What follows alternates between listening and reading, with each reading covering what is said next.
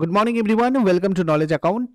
আমি কুন্তল মাহিন্দার তোমাদের সাথে আজকে আলোচনা করব 6 ডিসেম্বর 2024 এর ডেইলি কারেন্ট অ্যাফেয়ার্স আর তার সাথে সাথে রিলেটেড স্ট্র্যাটেজিগুলো।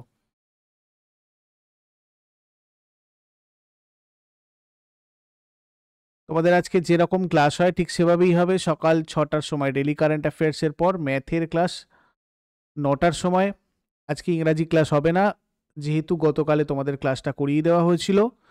আর 10টা 30-এ তোমাদের আজকে একটা নতুন আমি জিকে, যেটা অনেক দিন থেকে তোমরা বলেছিলে বা আমিও তোমাদের বলেছিলাম করাবো, সেটা করাবো। ডাব্লিউবিপি জিকেটা তোমাদের আজকে অফ থাকবে এবং আরআরবি এনটিপিসির ক্লাস, এখানে তোমাদের আজকে সায়েন্সের ক্লাস হবে, সায়েন্স স্পেশাল ক্লাস হবে। তো আজকে 10টা 30-এ তোমাদের এই ক্লাসটা হবে সাম্প্রতিক টাটকা জিকে, অর্থাৎ এই সিরিজটা তোমাদের একদম নতুন করছি। রিসেন্ট স্ট্যাটিক জিকে, যেমন ধরো আমরা রিসেন্টলি একটা কারেন্ট অ্যাফেয়ার্সের কোয়েশ্চেনে সুখনা হ্রদকে দেখেছিলাম। তো কারেন্ট অ্যাফেয়ার্সে রয়েছে, অর্থাৎ নিউজে রয়েছে এই ধরনের কি এরকম স্ট্যাটিক জিকের আপডেট আমরা পাচ্ছি, এগুলোকে আমি একটা ক্লাসে তোমাদের করে করাবো। তো এটা আমাদের ফার্স্ট ক্লাস, আজকে 10টা 30-এ তোমাদের এটা পাবলিশ হবে। তোমরা টেলিগ্রামে যুক্ত থেকে ওখান থেকে নোটিফিকেশান পেয়ে যাবে, ওখান থেকে অবশ্যই জয়েন করে নিও। আর একটা জিনিস, পিএসসি ক্লার্কশিপের মেন এর ব্যাচ স্টার্ট হচ্ছে 17 ডিসেম্বর থেকে। ক্লাস 17 ডিসেম্বর থেকে শুরু হবে। তোমাদের এখানে আলাদা করে বেঙ্গলি এবং ইংরাজি এই দুটোর ডিটেলস ক্লাস এবং কনভেনশনাল রাইটিং প্র্যাকটিস তোমরা এটাতে করতে পারবে, এবং তোমাদের পরীক্ষা নেওয়ার ব্যবস্থাও থাকবে, যেটা ম্যামেরা খাতা চেকিংয়ের ব্যাপারটা তো থাকছেই, তোমাদের যেটা বলা হয়েছিল। তো যারা অলরেডি ক্লার্কশিপের ব্যাচে ভর্তি ছিলে তাদের আর এটাতে জয়েন করার দরকার নেই, আর যারা যারা ক্লার্কশিপের ব্যাচে নেই তারা এই মেন ব্যাচটাতে, মেন ব্যাচের প্রস্তুতির জন্য জয়েন করতে পারো। এখানে তোমাদের 17 ডিসেম্বর পর্যন্ত লঞ্চ অফার রয়েছে 499, তোমরা এটাতে জয়েন করে নেবে। কোনো কিছু আরও জিজ্ঞাসা করার থাকলে সেক্ষেত্রে এই নাম্বারে হোয়াটসঅ্যাপ অথবা কল করে নেবে। আর নভেম্বরের কারেন্ট অ্যাফেয়ার্স আপডেট হয়ে গেছে, তোমরা আমাদের অ্যাপের ইবুক সেকশানে গেলে ওখান থেকে মান্থলি কারেন্ট অ্যাফেয়ার্স যে সেকশানটা আছে সেখান থেকে এটা কালেক্ট করে নিতে পারবে। অ্যাপের লিঙ্ক ডেসক্রিপশন বক্সে আছে, বা তোমরা গুগল প্লেতে গিয়ে সার্চ করে নাও নলেজ অ্যাকাউন্ট অফিসিয়াল। এটা A4 সাইজের পিডিএফ। আমি তোমাদের নভেম্বর মাসে সকাল 6টার ক্লাসে যা যা আলোচনা করেছি A to Z, সব কোয়েশ্চেন, সব স্ট্র্যাটেজিকে, সমস্ত কিছুটা এর মধ্যে রয়েছে। যাই হোক, আজকের ক্লাস স্টার্ট করা যাক। ভারত কোন দলকে হারিয়ে 11তম পুরুষ হকি জুনিয়র এশিয়া কাপ 2024 জিতেছে? 11তম পুরুষ হকি জুনিয়র এশিয়া কাপ 2024 জিতেছে হচ্ছে Pakistan. 11th men hockey junior Asia cup 2024। তারপরে ভারতীয় পুরুষদের জুনিয়র হকি দল 11তম, এইটা হচ্ছে আমাদের 11তম এডিশনটা, মনে রাখবে। ভারতীয় পুরুষদের জুনিয়র হকি দল পাকিস্তানকে হারিয়েছে, 5-3 গোলে হারিয়েছে। আর পুরুষ হকি জুনিয়র এশিয়া কাপে এটা হয়েছে ব্যাপারটা। 4 ডিসেম্বরে ওমানের ম্যাসকোটে খেলা হয়েছিল, এখানে তোমরা ভেন্যুটাও খালি জাস্ট মনে রাখবে। ভারতীয় দল পুরুষদের হকি জুনিয়র এশিয়া কাপ এখনো পর্যন্ত মোট 5 বার জিতেছে, 24, 23, 15, 8 আর 4। আর ভারতীয় পুরুষদের জুনিয়র হকি দলের কোচ কে ছিলেন, যিনি 11তম পুরুষ হকি জুনিয়র এশিয়া কাপ জিতেছিলেন 2024? দেখো, অ্যাকচুয়ালি প্রাক্তন ভারতীয় গোলরক্ষক প্রিয়ার সিজে, তিনি হচ্ছেন কোচ। কেমন? তারপরে তেলেঙ্গানা সরকারের ইন্দিরাম্মা আবাসন প্রকল্পের অধীনে প্রতিটা বাড়ি নির্মাণের জন্য কত আর্থিক সাহায্য প্রদান করবে? এখানে আমাদের যেটা মনে রাখতে হবে সেটা হচ্ছে ইন্দিরাম্মা আবাসন প্রকল্প বা ইন্দিরাম্মা হাউজিং স্কিম, যেটা এটা কোন সরকারের, কোন রাজ্যের? তেলেঙ্গানার। তো এই তেলেঙ্গানার এই প্রকল্পের অধীনে প্রতিটা বাড়ি নির্মাণের জন্য আর্থিক সাহায্য 5 লাখ টাকা করে প্রদান করবে বলে রিসেন্টলি অ্যানাউন্স করেছে তেলেঙ্গানা রাজ্য সরকার। তো এটা অবশ্যই মানে বাড়ি নির্মাণের একটা প্রকল্প, বাড়ি সরবরাহের লক্ষ্যে, যাতে আশ্রয়হীন যেসব পরিবারগুলো রয়েছে তাদেরকে যাতে বাড়ি সরবরাহ করা যায়, তাদের জন্য বাড়ি নির্মাণে আর্থিক সহায়তা করার এটা একটা ফ্ল্যাগশিপ স্কিম। সবচেয়ে পিছিয়ে পড়া সম্প্রদায়গুলোকে লক্ষ্য করে অর্থনৈতিক উন্নয়ন তাদের এবং তাদের সামাজিক ন্যায় বিচারের উপর ফোকাস করে এই স্কিমটা, এবং বার্ষিক 4টে কিস্তিতে 5 লাখ টাকা আর্থিক সাহায্য দেওয়ার এটা একটা স্কিম। আর স্বচ্ছতা নিশ্চিত করার জন্য রিসেন্টলি এটা সম্পর্কে একটা মোবাইল অ্যাপও চালু করেছে তেলেঙ্গানা সরকার। তেলেঙ্গানার গঠন 2 জুন 2014-তে, 29তম রাজ্য তেলেঙ্গানা। এটা সিএইচএসএল এ তোমাদের এসেছিল, শুধু সিএইচএসএল এ না, অনেক পরীক্ষাতেই এসেছে। আরআরবি এনটিপিসিও তোমার দুবার এসেছে এইটা প্রশ্নটা। রাজধানী হায়দ্রাবাদ তেলেঙ্গানার, আন্তর্জাতিক সীমানা কোনো নেই তেলেঙ্গানার। রাজ্যের সীমানা যদি দেখি 4টে রাজ্যের সীমানা রয়েছে, মহারাষ্ট্র, ছত্তিশগড়, অন্ধ্রপ্রদেশ আর কর্ণাটক। টোটাল 33টা জেলা রয়েছে তেলেঙ্গানার। সরকারি ভাষা তেলেগু, উর্দু এগুলো। বিধানসভায় 119টা আসন, আইন পরিষদ 40টা, রাজ্যসভার 7টা আসন, লোকসভার 17টা আসন। হাইকোর্ট হচ্ছে তেলেঙ্গানা হাইকোর্ট, হায়দ্রাবাদ। প্রথম রাজ্যপাল ইএসএল নরসিংহন, বর্তমান রাজ্যপাল জিষ্ণুদেব বর্মা, প্রথম মুখ্যমন্ত্রী কে চন্দ্রশেখর রাও, আর বর্তমান মুখ্যমন্ত্রী হচ্ছেন অনুমুল রেবন্ত রেড্ডি। তারপর 2024 সালের সেপ্টেম্বরে মহারাষ্ট্রে প্রধানমন্ত্রী কর্তৃক চালু করা দক্ষতা উন্নয়ন প্রকল্পের নাম কি? আচার্য চাণক্য দক্ষতা উন্নয়ন এটার নাম। দেখো, এই প্রকল্পের লক্ষ্য হচ্ছে 15 থেকে 45 বছর বয়সী যারা যুবক রয়েছে তাদের দক্ষতা উন্নয়নের দেওয়া, মানে তাদের স্কিল ডেভেলপমেন্ট করার জন্য প্রশিক্ষণ দেওয়া, যুবকদের আত্মনির্ভরশীল করে তোলার এবং তাদের কর্মসংস্থান যোগ্যতা বৃদ্ধির ওপর এটা জোর দেয় আর কি, এই ইনিশিয়েটিভটা। মহারাষ্ট্রের বিখ্যাত কলেজগুলোতে এই প্রশিক্ষণ কেন্দ্রগুলো স্থাপন করা হবে বা কলেজগুলো থেকে দেওয়া হবে এই প্রশিক্ষণ, যেখান থেকে প্রায় তোমার 1,50,000 যুবক বিনামূল্যে প্রশিক্ষণ পাবে। তারপরে কোন রাজ্য সরকার আইনগত বিষয়ে পুলিশকে সহায়তা করার জন্য প্রতিটা মহকুমায় আইনি উপদেষ্টা নিয়োগের অনুমোদন দিয়েছে? আইনি উপদেষ্টা নিয়োগের অনুমোদন এটা দিয়েছে পশ্চিমবঙ্গ। দেখো, পশ্চিমবঙ্গের মন্ত্রিসভা রাজ্যের প্রতিটা মহকুমায় একজন করে আইনি উপদেষ্টা নিয়োগের প্রস্তাব অনুমোদন করেছে। এই উদ্যোগের লক্ষ্য প্রতিটা মহকুমায় পুলিশকে আইনি সহায়তা প্রদান করা।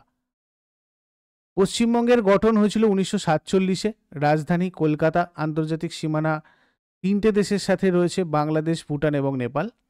রাজ্যের সীমানা রয়েছে 5টা রাজ্যের সাথে, আসাম, সিকিম, বিহার, ঝাড়খণ্ড, উড়িষ্যা। আর টোটাল জেলার সংখ্যা হচ্ছে 23টা। সরকারি ভাষা বাংলা। বিধানসভার আসন রয়েছে 294টা, রাজ্যসভার আসন রয়েছে 16টা, লোকসভার আসন 42টা। হাইকোর্ট এখানকার কলকাতা হাইকোর্ট। প্রথম রাজ্যপাল সি রাজা গোপালচারী, বর্তমান রাজ্যপাল সিভি আনন্দ বোস, প্রথম মুখ্যমন্ত্রী প্রফুল্ল চন্দ্র ঘোষ, বর্তমান মুখ্যমন্ত্রী Mamata Bandyopadhyay. State animal fishing cat, state bird white throated kingfisher, state tree ছাতিম ট্রি বা ব্ল্যাকবোর্ড ট্রি বলা হয় এটাকে। তারপরে ভারতের কোন রাজ্যকে সম্প্রতি ইউনেস্কো হেরিটেজ ট্যুরিজমের জন্য শীর্ষস্থানীয় ঘোষণা করা হয়েছে? পশ্চিমবঙ্গকে ইউনেস্কো হেরিটেজ ট্যুরিজমের জন্য শীর্ষস্থানীয় ঘোষণা করা হয়েছে। দেখো, হেরিটেজ পর্যটনের জন্য শীর্ষ গন্তব্য হিসেবে ঘোষণা করেছে আমাদের ইউনেস্কো। খুব ইম্পর্টেন্ট একটা এটা প্রশ্ন তোমাদের হতে পারে। দেখো, United Nations educational, scientific and cultural organisation, এটা হচ্ছে ইউনেস্কোর ফুল ফর্ম। এর হেডকোয়ার্টার কোথায়? ফ্রান্সের প্যারিসে। আরআরবি এনটিপিসিতে এসেছিল। এটা গঠিত হয় 1945-এ। সদস্য দেশ 193টা, 12টা সহযোগী সদস্য। হেড রয়েছেন আদ্রে আজুলে। প্যারিসে ইউনেস্কোর আন্তর্জাতিক শিক্ষা পরিকল্পনা ইনস্টিটিউট রয়েছে, এটা তোমাদের এনটিপিসিতে দুবার এসেছে 2021-এ। তারপরে 2024 সালে পশ্চিমবঙ্গের মুখ্যমন্ত্রী মমতা বন্দ্যোপাধ্যায় কলকাতা আন্তর্জাতিক চলচ্চিত্র উৎসবের কোন সংস্করণের উদ্বোধন করেছেন? এটা করেছেন 30তম সংস্করণের উদ্বোধন। 30তম কলকাতা আন্তর্জাতিক চলচ্চিত্র উৎসব। তোমাদের এই কলকাতা আন্তর্জাতিক চলচ্চিত্র উৎসবটা কিন্তু এইভাবে প্রশ্ন হয় যে 2024-এ যে কলকাতা আন্তর্জাতিক চলচ্চিত্র উৎসবটা হলো, এটা কততম আন্তর্জাতিক চলচ্চিত্র উৎসব? তো এটা কলকাতায় হয়েছে। এটা ভারতে একটা বার্ষিক চলচ্চিত্র উৎসব প্রত্যেক বছর হয় এবং ভারতের 3য় প্রাচীনতম আন্তর্জাতিক চলচ্চিত্র উৎসব। মনে রাখবে, 1995 সাল থেকে এটা হচ্ছে। এটা পশ্চিমবঙ্গ সরকার পরিচালনা করে এবং পশ্চিমবঙ্গ চলচ্চিত্র কেন্দ্র এটা আয়োজন করে। 30তম কলকাতা আন্তর্জাতিক চলচ্চিত্র উৎসব, যেটা 4 ডিসেম্বর থেকে স্টার্ট হয়েছে এবং ধনধান্য অডিটোরিয়ামে এটা স্টার্ট হয়েছে।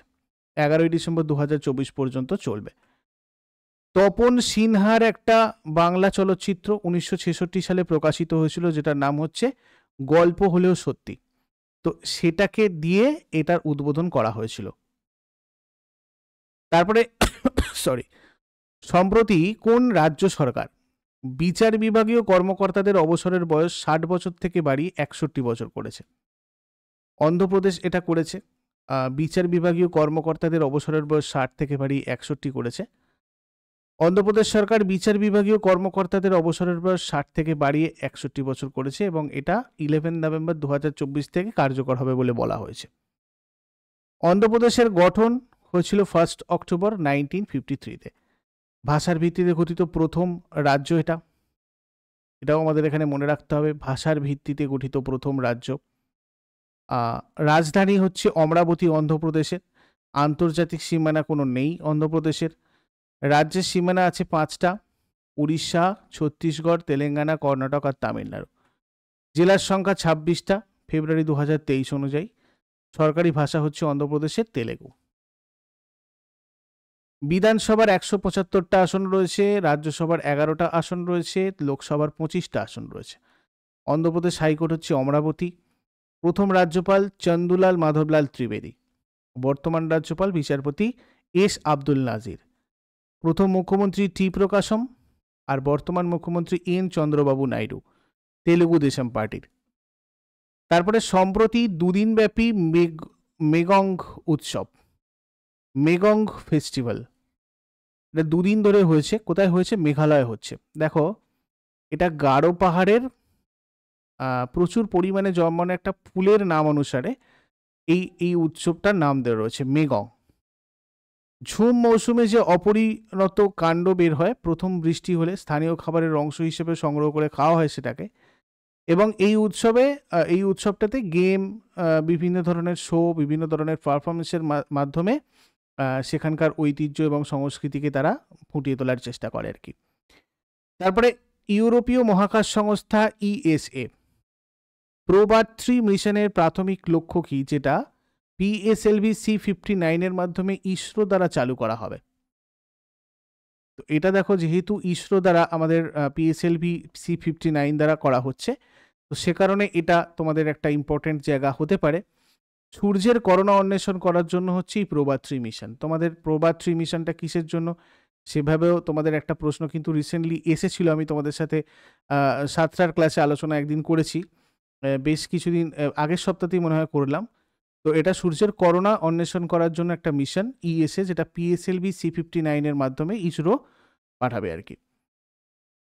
তো এটা 4 ডিসেম্বর 2024-এ মানে পাঠাবে, মিনস এটা উৎক্ষেপণ করা হয়েছে আর কি।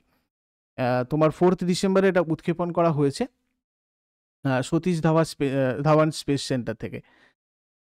তো এখানে আমরা তাহলে যদি বলে যে এই মিশনটা কিসের জন্য, তোমরা বলবে এক তো হচ্ছে মানে সৌর ক্রিয়াকলাপ সংক্রান্ত, মানে সূর্য রিলেটেড, এবং আবহাওয়া সম্পর্কে আমরা যাতে বুঝতে পারি এবং আমাদের যে আবহাওয়া সম্পর্কে আন্ডারস্ট্যান্ডিং সেটার আরও ডেভেলপমেন্ট করার জন্য এই মানে স্যাটেলাইটগুলো এটার সাহায্যেই, প্রবাদ-3 মিশনের সাহায্যে কিছু পাঠানো হয়েছে আর কি।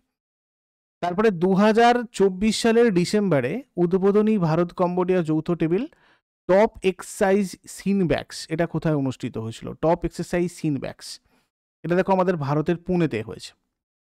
ঠিক আছে, ভারতীয় সেনা এবং কম্বোডিয়ান সেনার মধ্যে উদ্বোধনী যৌথ টেবিল টপ এক্সারসাইজ সিনব্যাক্স পুনেতে হয়েছে। কম্বোডিয়া দক্ষিণ পূর্ব এশীয় একটা দেশ, রাজধানী নমপেন এবং রাজা হচ্ছে নোরোডম সিহামনি। মুদ্রা কম্বোডিয়ান রিয়েল। এরপর আগের দিনের হোমওয়ার্কগুলো সবাই দেখে নাও। গোলকুন্ডা দুর্গ 13তম শতকে কাকাতিয়া রাজবংশ দ্বারা নির্মিত হয়েছিল। আর আমেরিকায় গদর পার্টি প্রতিষ্ঠা করেছিলেন লালা হরদয়াল সান ফ্রান্সিসকোতে 1913 সালে। আর আজকে তোমাদের জন্য প্রশ্ন থাকবে, মৈত্রী সেতু এটা সম্প্রতি কোন নদীর উপর গঠিত হয় এবং ড্যাশ ছিল ব্রিটিশদের গ্রীষ্মের রাজধানী? ব্রিটিশদের গ্রীষ্মের রাজধানী ছিল কোথায়? শেষকালে কমেন্টে জানো।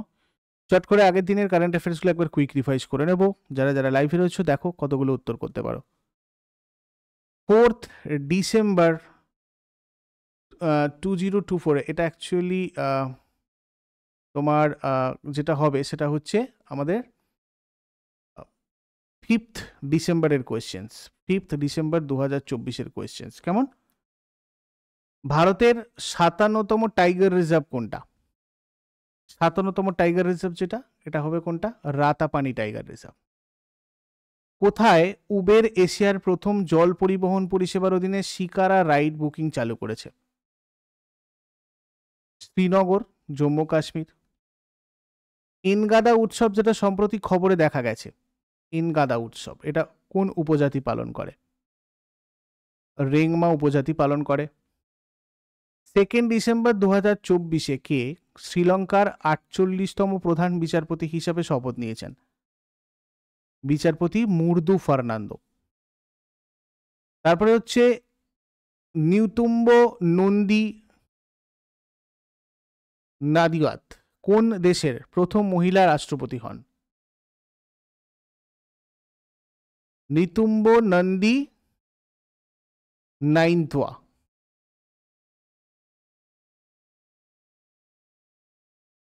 নামিবিয়ার প্রথম মহিলা রাষ্ট্রপতি হয়েছেন ইনি। বিশ্ব এইডস দিবস কবে পালন করা হয়? 1 ডিসেম্বর পালন করা হয়। সৈয়দ মোদি আন্তর্জাতিক ব্যাডমিন্টন টুর্নামেন্টে স্বর্ণপদক কে জিতেছেন? পিভি সিন্ধু। যৌথ সামরিক মহড়া অগ্নি ওয়ারিয়র ভারতীয় সেনাবাহিনী এবং সিঙ্গাপুর সশস্ত্র বাহিনীর মধ্যে একটা দ্বিপাক্ষিক মহড়ার কোন সংস্করণ? ফিল্ড ফায়ারিং রেঞ্জ দেবলালি, মহারাষ্ট্রের দেবলালিতে শেষ হয়েছে। 13th addition. 2025 সালে কোন দেশ অন্ধদের জন্য উদ্বোধনী মহিলা T20 বিশ্বকাপ আয়োজন করবে? ভারত। কোন শহর পুলিশের মহাপরিচালক মহাপরিদর্শকের 59তম সর্বভারতীয় সম্মেলনের আয়োজন করেছে? ভুবনেশ্বর। এগুলো ছিল তোমাদের আগের দিনের প্রশ্ন। ইউজফুল বলে মনে হলে লাইক করো, বন্ধুদের সাথে শেয়ার করো, কমেন্ট করে ফিডব্যাক জানাও। আর প্রতিদিন সকাল 6টার সময় ডেলি কারেন্ট অ্যাফেয়ার্সের আপডেটের জন্য নলেজ অ্যাকাউন্টকে সাবস্ক্রাইব করে বেল আইকন প্রেস করে অলে ক্লিক করে রাখো। Thank you so much, take care, have a great day.